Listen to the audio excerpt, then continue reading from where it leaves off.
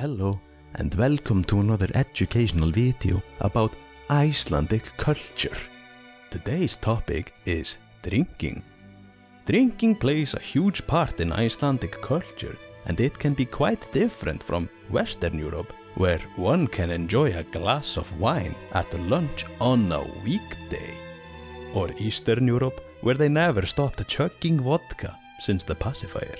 In Iceland, both of those things are somewhat unacceptable, because if you drink alcohol on a weekday, you're an alcoholic. However, on weekends, it's free game. Drink all you can until you vomit, and then you can wash that vomit down with more drinks. However, this is a bit different for vacations, as you should start drinking when the vacation starts and not stop until it's over. And that is why you'll see a high percentage of flugdólgur, or airplane douchebag, being Icelandic travelers. The reason why Iceland's drinking culture is distinct from the rest of the world is because a ban on all alcohol was put into place in the year 1915.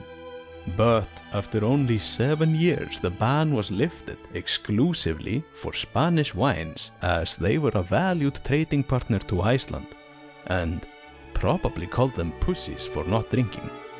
12 years later, the ban on all alcohol was lifted, except for beer. Literally any alcohol was fine, but not beer, which set in place this culture of go hard or go home. Specifically, only beer with more than 2% alcohol was banned, so you could still technically drink like a Bud Light or something, but it wasn't any good for the go hard or go home mentality, and a solution to this had to be found. Icelandic children had been mixing malt and appelsin together for years, and now the adult version was invented. Bjórlíki, meaning beer imitation. It was made from mixing the weak 2% alcoholic beer with brennivin or other spirits. And unlike the Korean 4% beer mixed with soju, which still tastes pleasant, the alcohol gap in bjórlíki was 2% against more than 35% and tastes fucking awful. Nobody drinks it today. It was just a shitty alternative to beer. But it too got banned in 1985, and doing so, the nation revolted against the prohibition.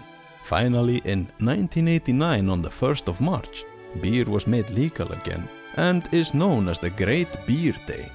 Nobody was sober that day.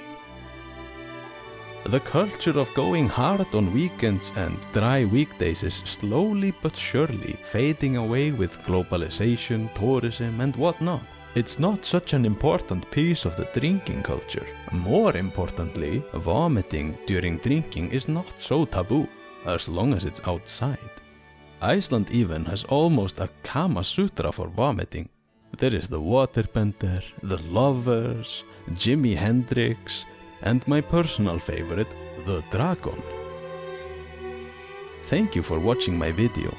I'm not much of a drinker myself, but I did go clubbing once with my friend from Greenland. I will never forget the sound of those seals.